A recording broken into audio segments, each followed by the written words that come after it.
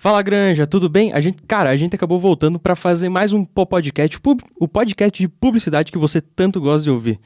Cá estou eu, João Vitor, com meu amigo Pedrão para essa entrevista. E aí, rapaziada, seguinte, hoje a gente está com um convidado super ilustre, que é jornalista, advogado. 35 anos de experiência em rádio e também TV. O nome dele é como? Beto Rossati. Tudo bem, Beto? Tudo bem, bacana, muito obrigado, né? É um prazer retornar a esta casa, onde me formei no curso de comunicação com habilitação em jornalismo, né? Nesta sala, né? Nesse laboratório aqui de produção jornalística, publicitária, né? O professor Gelson também foi meu professor, tenho um orgulho, uma gratidão por aqueles mestres que tive, que contribuíram para que eu pudesse estar, não é? Onde estou hoje no caminho, né, da profissão que escolhi, que amo. Eu digo que o jornalismo é um sacerdócio, né? Então eu tenho verdadeira paixão pela comunicação. Pois é, você falou que você tem essa paixão. Cara, eu queria saber de que maneira que o jornalismo apareceu na tua vida, se foi uma proposta, se você resolveu seguir, se foi por incentivo de alguém. Eu queria saber como que isso começou, por causa que você já está há tanto tempo, né, como sendo referência no jornalismo aqui no Sudeste do Paraná. Eu queria saber como que se deu essa história. Cara, eu tenho assim como premissa, né, de que na vida da gente nada é por acaso, né? Verdade. Tudo é regido pela lei das coincidências, né? E quando você nasce, né, não que necessariamente aquilo que para o qual você está predestinado venha a ocorrer de fato, né? Porque vem de uma construção, né? Dentro daquele princípio do livre-arbítrio, nós vamos construindo aquilo que queremos para nossas vidas, né? E abre parênteses, adorei essa foto com o cavanhaque. Cara, que joia. Cara, vou deixar crescer estiloso. de novo. É estiloso pra caramba. Muito viu? estiloso. Eu Adorei. confesso que a primeira vez que eu olhei, achei que... Eu falei, porra, meus colegas estão trazendo Clóvis de Barros aqui, cara. Que é isso? Adorei, cara. Bacana, hein? Equipe de produção aí, poxa, fantástico. Aí, ia contando dessa história, né?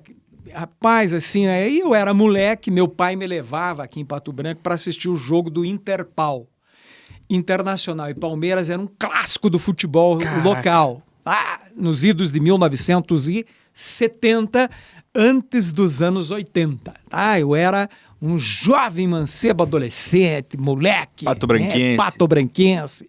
Nasci na Baixada Industrial, de onde vem a expressão, né, disputar gaviroba com os porcos. Já ouviram essa expressão? Essa eu nunca ouvi. Caramba, essa é uma... O cara que quer discutir Pato Branco e não ouviu a expressão disputar gaviroba com os porcos, vai ter que reencarnar para debater Pato Branco. Aquele que fala daí é Nutella, né? Tem que falar esse daí para ser raiz. Entendeu? E ali... Na Baixada Industrial, onde tínhamos o clássico Interpal, tínhamos um bosque também, onde criavam porcos. E era um bosque, né, de guavirobas.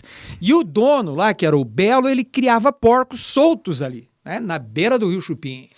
Do Rio Ligeiro, outra marca registrada de Pato Branco, de onde vem outro ditado: quem bebe água do Rio Ligeiro sempre volta. Né? Então, aí ia contando que lá eu ia e tinha o Nelson Matiello, um monstro do jornalismo esportivo do Paraná e, por que não, do Brasil, né? Um dos grandes profissionais da comunicação esportiva, de saudosa memória, com quem aprendi muito, porque tive a honra de trabalhar junto com o Nelson Matiello lá na nossa rádio mãe aqui do Sudoeste do Paraná, a Rádio Selinalta, né? Bom, aí eu ia lá para assistir o jogo de futebol, mas eu não gostava de futebol. Não gostava? Eu nunca gostei de futebol. Eu sou... O que fala, Tanto que a editoria de esportes eu nunca fiz, tá? Sempre o próprio Matiello me convidava para trabalhar na editoria de esportes e eu nunca fui, porque como jornalista eu sempre trabalhei de segunda a sábado, sem intervalo para descanso, né? Sempre e o domingo era notícia. o único dia que eu tinha ainda. E eu pensava lá, jovem ainda, jornalista, repórter, enfim, comunicador, radialista na época, né? Porque fui me formar em jornalismo só mais tarde.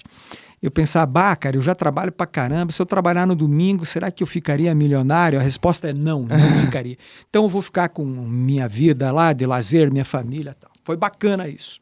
Bom, e aí eu ia lá, via aquele cara com um microfone desse tamanho, narrando futebol, o clássico Interpal, né? E aí eu falava, cara, eu molequinho, tava lá brincando na beira do campo, enquanto meu pai assistia o jogo, eu brincava, batia bola, né, brincava com os amigos da mesma idade lá e tal. Falei, cara, eu quero ser igual aquele cara ali.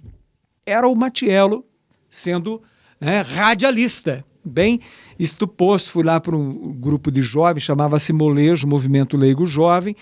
Tinha um programa de rádio do Molejo, né? Às 17h30 na rádio Pato Branco. Hoje, Rádio Cidade, aqui em Pato Branco, que era do grupo Rede Serenalta. E aí tinha um programa de rádio, sábado à tarde, jovens. Cara, ninguém queria fazer aquele programa, porque tinha que ir ao vivo no sábado à tarde, cara. Sábado à tarde tinha que tomar uma cervejinha, tinha que curtir a parada. Ficar nos points da época. Ficar nos points da época, que são os mesmos de hoje, ali nas imediações da região dos postos, né? Só não tinha devereda ainda. Pode fazer merchan. Não tinha cana, não tinha cana. Paga uma caixa pra galera da publicidade e propaganda aí. Curso, né? Marquem essa fala, marquem essa fala. Se não fazendo merchan no curso de publicidade, tá fazendo errado. Aí, rapaz, bom, fui pra lá, né, e fazia esse programa de rádio. Na época tinha um diretor da emissora, que chamava-se Frei Paulo, que era também o coordenador espiritual do grupo de jovens de Pato Branco. E um dia passando na frente da rádio, com 14 anos de idade, Frei Paulo Escátola me chama, fala, Beto, cara, você faz ali o programa do Movimento Leigo Jovem, cara, você tem jeito pra coisa aí. Vai sair daqui da rádio Serenalta, faça o nome, né? O Turcato, que era o repórter da época, né? E ele se formou em contabilidade, vai abrir um escritório de contabilidade e tal. Tem até hoje o escritório, aliás, né? E, cara, eu falei, claro que quero. Pá, cara, eu voltei para casa correndo. Minha mãe e meus pais moram até hoje ali, a 2 quadras da onde era o edifício São Francisco, que é, mas que era a sede da Rádio Serenalta, e disse pra mãe, mãe, eu vou trabalhar na rádio segunda-feira. A mãe olhou pra mim assim, deixa de ser maluco, piada. Onde você vai trabalhar na rádio, quer? Falei, vou, mãe. E, cara, partiu o fim de semana, segunda-feira, 8 horas da manhã, levantei cedinho, levantei mais cedo, 8 horas eu tinha que estar na rádio, e comecei uma história com o rádio, né? Aquele moleque, aquele sonho do moleque, né, eu quero ser radialista, estava se tornando realidade pela regência das leis da coincidência, né, que rege nossa vida. Mas então foi desde muito jovem, né, Beto? Tipo, você tinha uma referência, né, dos outros dentro do campo de futebol e você pensava, putz, eu acredito que eu posso fazer isso. Eu quero ser aquele cara. Então, quando a oportunidade apareceu pra você, você não se afastou, nem encarou de frente e já pensou, eu vou tentar. Por causa que é uma oportunidade. Exato, claro. Eu não sei se a oportunidade apareceu para mim, viu, Pedro e João, ou se eu apareci para a oportunidade. Eu não saberia dizer qual a relação. Os dois se encontraram, né, na convergência aí dos destinos, né? Mas veja que tudo convergiu, né? Eu morava perto da emissora de rádio, eu fui para o movimento de jovens, eu fui para o programa de rádio, né? A gente produzia, cara, eu e o meu colega, hoje aposentado, ele se tornou desenhista, engenheiro da Itaipu Binacional, aposentado hoje. E pelo que sei dele, ele hoje viaja pelo mundo, comprou um veleiro, se aposentou, economizou, comprou um veleiro e viaja o mundo hoje. Que sonho, hein? Caramba, era o sonho dele, cara. Não tem nada pra fazer da vida, vou comprar um veleiro. Cara, tipo Almir Klink, assim, cara. Ele tá tipo Almir Klink, assim, cara, né? Caraca, Beto. E um dia eu espero reencontrá-lo. Bom, talvez não velejando, porque dificilmente eu irei velejar. Por que não? Quem sabe ele Agora, me convida para uma voltinha no iate dele. Exatamente. Agora, falando um pouco, o senhor comentou de... Por favor. Retire o senhor, estamos entre colegas aqui, perdoe. Futuros publicitários, cara. Me perdoe. O comunicador à nossa frente, citou que de veleiro, de veiculação e tal, eu estava pesquisando um pouco sobre sua história hoje à tarde e vi que o senhor contou uma mentirinha para um dos... Chamou de senhor de novo, hein? Me perdoe. R$10 para cada vez que me chamaram de... Vou colocar na mesa. Já tenho vintão na brincadeira. Vou ter que pagar uma batata, vou ter que pagar uma batata. Aê, gostei. Então, eu vi que acabou contando uma mentirinha para conseguir entrar na rádio também. Também entrar na rádio. Que envolve... Dá um olé no Frei. Carro, né? Queria que você contasse mais sobre essa história aí. Aliás... Cara, vocês escrafuncharam a minha vida. Aliás, Deus, ele perdoa, né? Então dá pra... Existem certas mentiras que vêm para construir um mundo melhor. Bacana, né? Como diria outro grande inspirador de minha vida profissional, né? Que é o Frei Policarpo, de saudosa memória. Falei, Beto, existem alguns pecados que eventualmente podemos praticar, não é? Por exemplo, a gula é um deles. Ele adorava saborear um bom prato, né? Deus o tenha. E o tem, com certeza. Mas ia dizendo, né? Quando o Frei falou, Beto, você sabe dirigir? Cara, eu falei, sei. Era mentira, eu não sabia. Até porque, isto mais tarde, que eu passei para a reportagem externa. Porque, leiam, eu entrei com 14 anos, o que seria uma contravenção, né? Infração de trânsito, né? Então, assim, daí eu passei para repórter, né? Já tinha maioridade e eu menti que eu sabia dirigir, porque eu não sabia dirigir ainda, né? Com a perfeição que deveria ser. Aprendi numa Brasília. Brasília era o carro de reportagem da Rádio Serenalta da época, eu aprendi naquela Brasília. Foi legal que eu nunca bati a Brasília. Pelo menos, né? Você sempre manteve a mentira. E dirigi a Brasília por um longo tempo sem habilitação. Mas ninguém parava o repórter. Ninguém parava. Cara, ninguém parava naquela época. No interior, né? Talvez hoje não pare, ou talvez parem, não sei. Eu nunca fui parado dirigindo um veículo de imprensa. Não porque não sejam vistoriados e fiscalizados. Mas também é que Brasília hoje em dia é um carro histórico, né? Então... Verdade. Eu adoraria ter uma Brasília azul, inclusive, tá? Marrom, por causa da minha ligação lá com Fui Repórter e por causa, né, de uma história familiar, né? Que minha família teve uma Brasília e a gente... teve uma história com Brasília, né? Mas geração X ou teve história com Fusca, Brasília e Variante.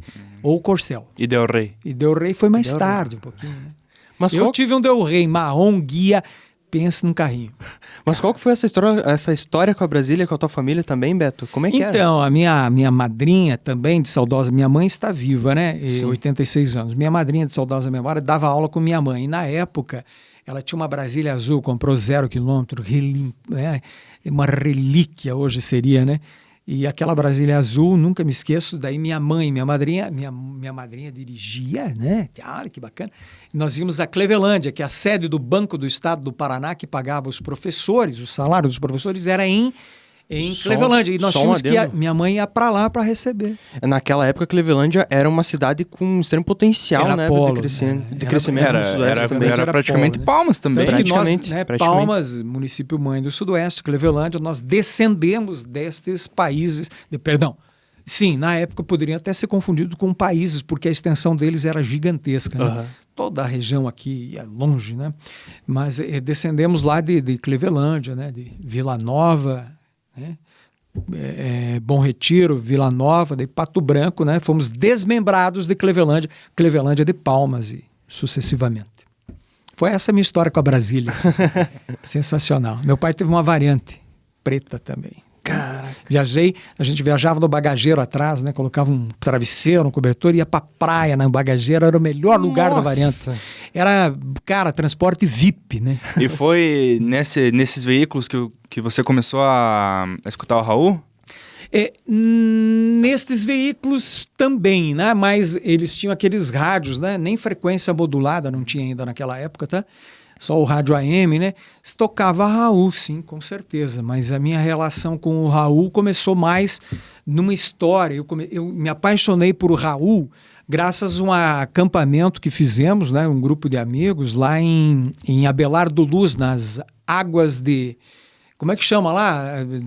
A Rainha das Quedas, ali em Abelardo Luz. Tem um recanto maravilhoso lá para baixo do hotel, uma cachoeira linda lá, uma coisa.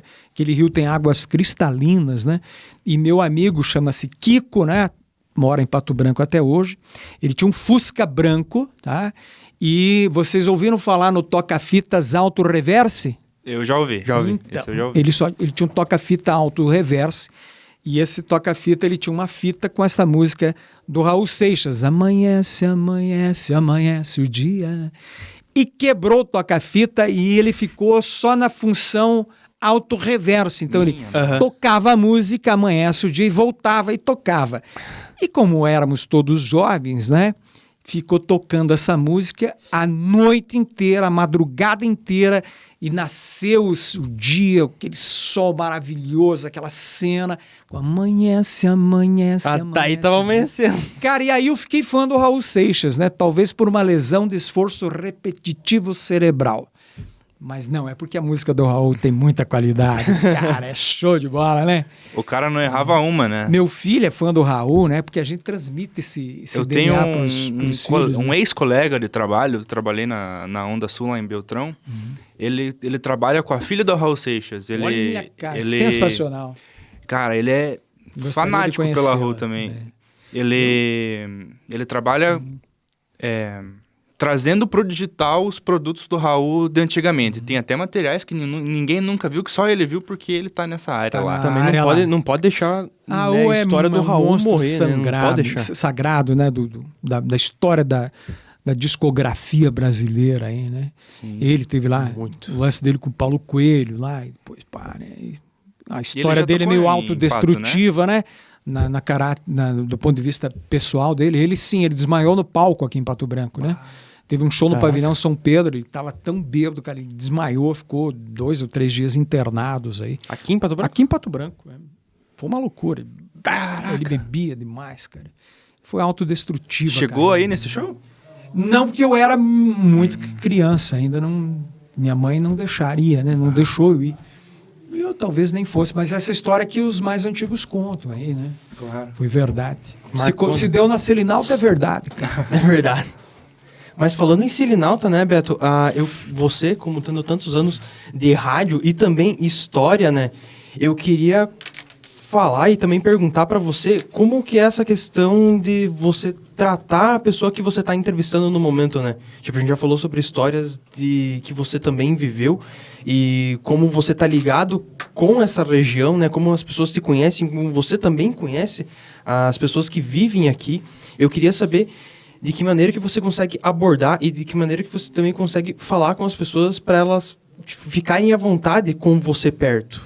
Para que você consiga a notícia, né, que você tem que fazer para a rádio e também para a TV em certo momento. Talvez técnicas de reportagem, né, técnicas de entrevista auxiliem, né? Existe aquele lance, né, na academia aqui, de pergunta aberta, pergunta fechada, né? Verdade. Se formos dar uma resposta acadêmica, pergunta aberta, pergunta fechada. Mas, enfim, essa relação, né, do entrevistador e entrevistado, né, ela tem que, eu acho que ela é pautada primeiro na confiança, né? Há dias atrás, por exemplo, eu fui questionado por um cidadão, né? Fui entrevistá-lo e ele disse: se eu te der entrevista, você vai publicar aquilo que eu falei? Eu falei, é óbvio que sim, né? Porque eu acho que essa relação do jornalista com o entrevistado, ela tem que ser de confiança, uma relação de confiança, compromisso, né? Tem que ser humana também. Porque a gente sabe que a comunicação pode e tem força para, e já destruiu impérios, né? Tem aquele fato histórico que estudamos na academia, né, da escola de base em São Paulo, né? Aquele lance lá dos proprietários que teriam abusado sexualmente dos estudantes e destruíram a vida deles, né? E depois se provou que eles eram inocentes, mas o estrago na vida daquelas pessoas já havia ocorrido. Então, assim, olha a responsabilidade da publicidade, né, do jornalismo, né? Porque a arma mais poderosa do mundo é a comunicação. Tanto que eu, né, tenho como convicção que o maior comunicador do mundo, não é, foi Jesus Cristo, e ele utilizou a comunicação para entregar a sua mensagem. E foi tão extraordinariamente bem feito esse trabalho, até porque é Deus, né, dentro do dogma que acredito, que creio, né, respeitando o dogma de cada uma das pessoas que nos acompanham, né, que ele utilizou a ferramenta comunicação, né, embora Sim. na época não tivesse meios eletrônicos e nem qualquer outra parafernália tecnológica, mas a comunicação interpessoal, notadamente, né, e ele foi tão extraordinariamente perfeito que até hoje, 2000 anos depois, seguimos quem? Né? Ele como um dos grandes comunicadores. Ele foi tão extraordinário que o primeiro livro impresso em si também foi a história dele. E o livro mais vendido do mundo, conhecido no mundo. Perfeita analogia, perfeita. É a Bíblia, no caso. Perfeita então, analogia. Dele então percebo como a comunicação é poderosa. Ela muda a história do mundo, ela derruba e derrubou impérios, né? Tanto que estrategistas, né, na arte da guerra, por exemplo, utilizavam O que para, né, vencer batalhas importantes? A comunicação. Quem tinha a melhor comunicação, via de regra, tinha a melhor ferramenta de guerra, né? Se voltarmos para a América Latina, nesse contexto, né, observe a guerra, por exemplo, do Paraguai, né, da Tríplice Aliança e todas as nuances geopolíticas que acabaram provocando esta guerra, mas o Paraguai era um país onde não havia analfabetos, né? E eles, para denegrir a imagem das tropas brasileiras, que via de regra eram pessoas, né, analfabetas, né, um soldado brasileiro, à época, por favor, sem mimimi, à época, né, tínhamos isto, né, eram via de regra até criminosos que eram arregimentados para lutar na guerra, né, eles tinham publicações, revistas, o Exército Paraguaio tinha revistas com charges, né, tirando onda do Exército Brasileiro, foi guerra, o que da comunicação, né? E aí o Brasil, obviamente, venceu a guerra, todos sabem, não preciso dizer, pelo poder bélico, né? Mas vejam como a comunicação está presente em tempos de paz e de guerra e ela molda, muda, modifica, né, histórias, civilizações, né, e condutas pessoais e coletivas. Realmente o fator comunicação, realmente o fator comunicação é muito grande. E aí você me dizia, né, como que é a relação interpessoal, entrevistado e entrevistador. Uma relação de recíproca, né, de confiança. Já teve algum caso que, tipo, você realmente ficou numa saia justa com o teu entrevistado que não ia conseguir o que você precisava daquela informação e você conseguiu de alguma forma amenizar ele para obter? Saia justa não que me lembre, assim, ou não que tenha sido marcante na minha vida profissional. Mas não pela postura ou dificuldade de obter informação, mas pelo conjunto daquela situação, sim, né? Saia justa, ser muitas vezes expulso do local de reportagem, né? Notadamente quem trabalha com jornalismo policial, né? Com a editoria de polícia, porque quando nós trabalhamos com a editoria de polícia, nós entramos nunca numa situação boa. Né? Sim. O jornalista da editoria de polícia, ele nunca chega na posição bacana, como, por exemplo, o colunista social. Colunista social é recebido com sorrisos, abraços, champanhe, francesa e tudo de bom. Por quê? Eu vou colocar lá no meu jornal, na minha televisão, no meu rádio, na minha página social, no meu blog, a notícia da pessoa, né?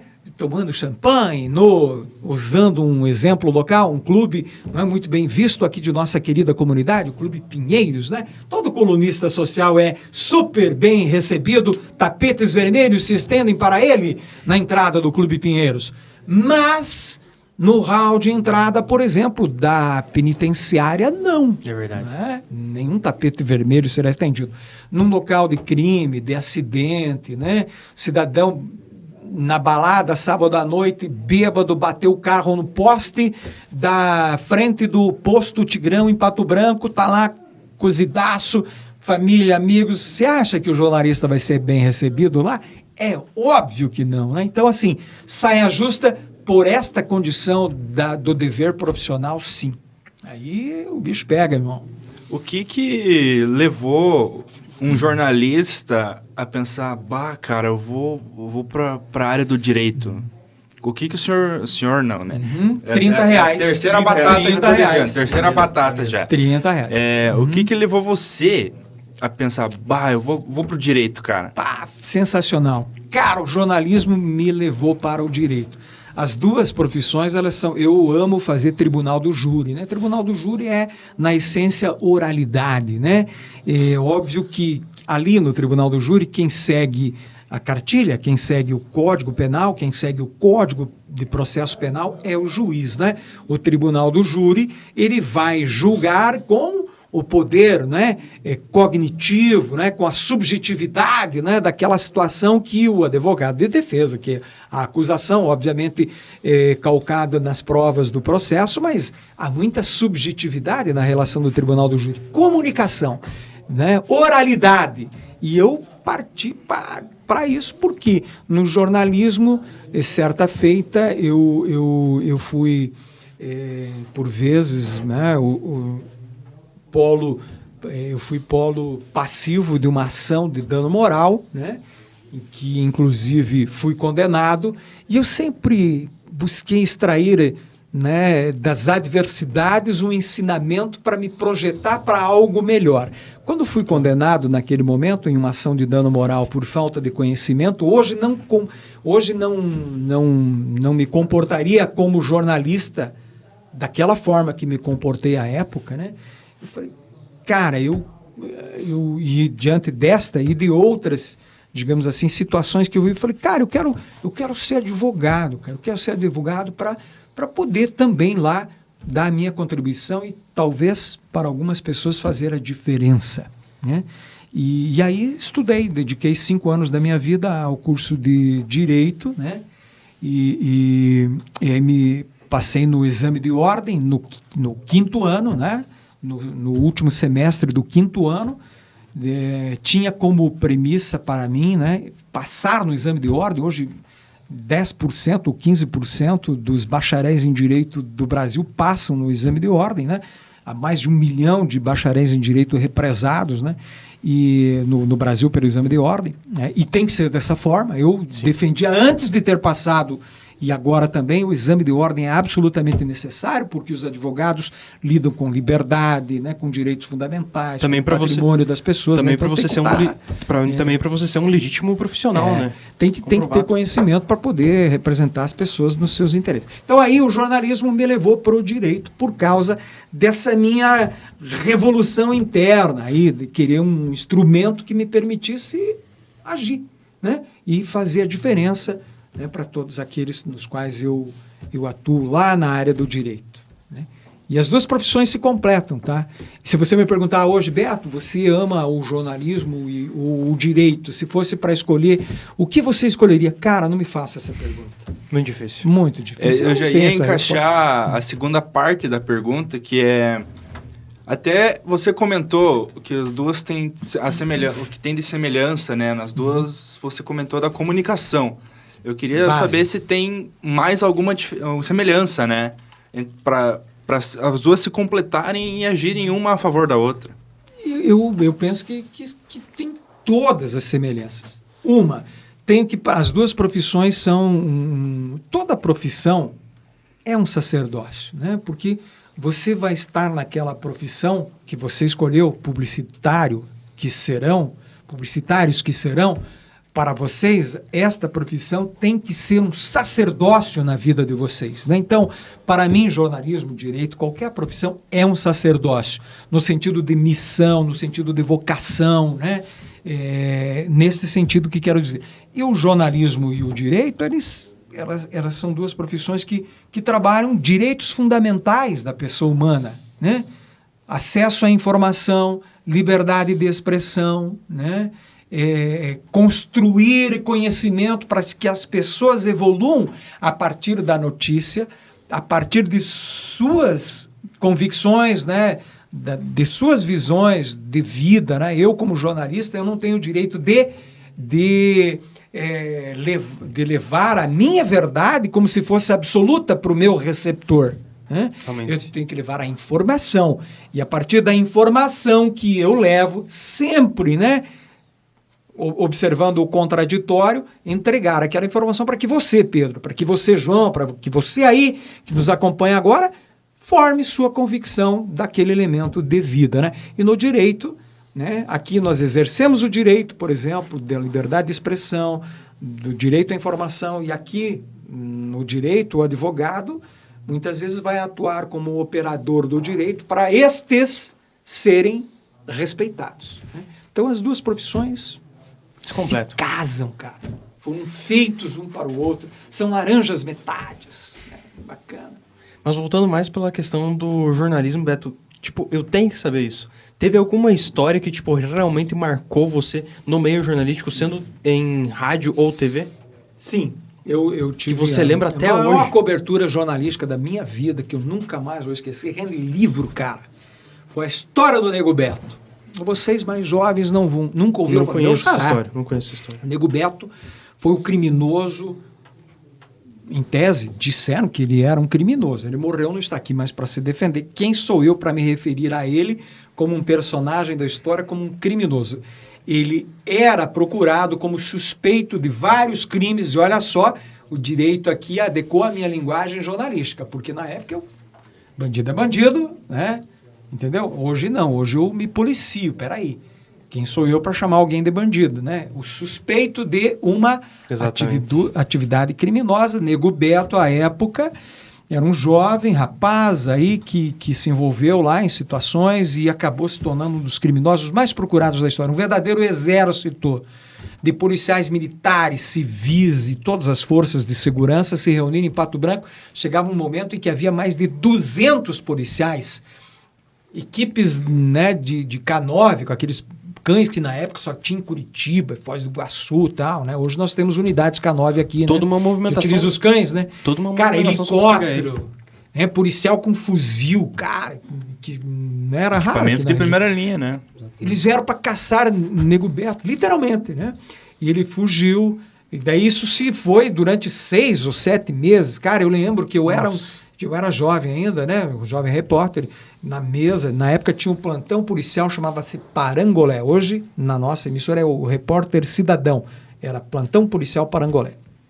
E lá, né, nós éramos da equipe de jornalismo, da editoria da polícia, e íamos atrás dele. Então eu estava almoçando, na época, logo que surgiu o celular, tijolão, assim, mais tarde que dava para mandar mensagem de texto, não era só para que serve o celular, era ligar e desligar, né? Era só para... Depois começou a vir a mensagenzinha de texto e tal, e aí essa parafernália de hoje aqui. Bom, e aí, cara, tocava o celular lá, eu tava almoçando, largava aquele prato de comida, acharam o Nego Beto, não sei aonde, lá, vamos lá, polícia pra lá, todo mundo, aquela confusão, né? Então foi uma coisa que me marcou muito, e ele acabou numa tentativa de fuga para Santa Catarina, para Florianópolis, foi morto em Curitibanos por um sargento da Polícia Militar de Curitibanos. Ele furtou um carro aqui, né, em Pato Branco, que aliás era um Chevrolet daqueles bem antigos, vermelhos, se não me falha a memória, fugiu para lá em Curitibanos. Ele foi abordado por uma equipe policial, ele acabou sacando um revólver, enfim, para atirar no policial. O policial matou ele lá, tá, né, em legítima defesa, cumprimento do dever legal, escambau lá, né? E eu fui lá, reconheci o corpo dele lá no IML, como único jornalista de Pato Branco, lá em loco, né? Então essa história me marcou muito, né? O Nego Beto, esse jovem, era filho de um outro, o pai dele cometeu um crime atroz aqui em Pato Branco, ele participou de uma chacina nos anos 60 em Pato Branco, o pai desse Nego Beto. Ele matou um homem e 2 mulheres, retalhou o corpo deles, ali no trevo da Patrolinha, ali perto do trevo da Patrolinha, à época, né? Então, olha a história de vida desse cara, uma loucura. Tudo levou a esse momento, tudo isso, né? Marcou a minha história. Eu acho que foi a maior cobertura jornalística da minha história aí de 35 anos. Cara, isso dá livro, dá novela, dá filme, dá o que quiser. Dá seriado, dá o escambau. Mais de 6 meses... E correndo atrás na dele, época, notícia. Cara, mais de 6 meses, muito mais. Não sei se esse troço virou ano aí, cara. Sei que era manchete. E outra, foi uma história de maior repercussão, né? De maior ibope, né, cara? As pessoas ligavam a TV na época não tinha celular. Cara, notícia você via no jornal no dia seguinte, ou na boca a boca, ou na TV Sudoeste ou via no rádio. Não tinha outro meio de comunicação. Cara, era meio que um mercado bem... né, homogêneo, né, meio que uma coisa assim que só tinha ali para saber. Então, cara, as pessoas ficavam lá para ligar a televisão, 12:30, né, o repórter, o Parangolé na época, né, da TV Sudoeste, ligava para ver o que o Nego Beto fez ontem, cara. Que polícia que ele tentou matar, que não sei o quê. Da onde que ele tá? Onde que tá? E aí a gente ia, fazia perseguição, acompanhava os policiais fazendo perseguição com a câmera no ombro, né, cara? Meio documentário, assim. Uma loucura. Correndo perigo. Correndo perigo. Vou falar uma coisa para vocês, né? Na época, era tão louco que eu comprei uma pistola calibre 380 no lançamento da Taurus na época, né? Eu comprei uma arma. Olha a loucura da cabeça louca do jovem jornalista. Eu não tenho armas hoje, tá? Tudo bem quem quiser ter. Eu não tenho por opção, né? Então, assim, não recomendo que compre. Não é uma apologia à violência, pelo amor de Deus. Eu não tenho arma. A única arma que tem é um bodoque. Só para dizer que não bodoque. tem. Pá! Tá lá, porque eu gosto de atirar nas latinhas de cerveja para ver um pá! Bacana. Com meu netinho, inclusive. Tá certo, Beto. Gente, só queremos agradecer aqui. A gente já foi muito do nosso tempo. A gente queria principalmente agradecer a vocês que estão ouvindo e também assistindo esse podcast. A gente só queria dizer que esse programa foi feito para uma disciplina de produção de rádio sobre a orientação e supervisão do nosso querido professor Gelson.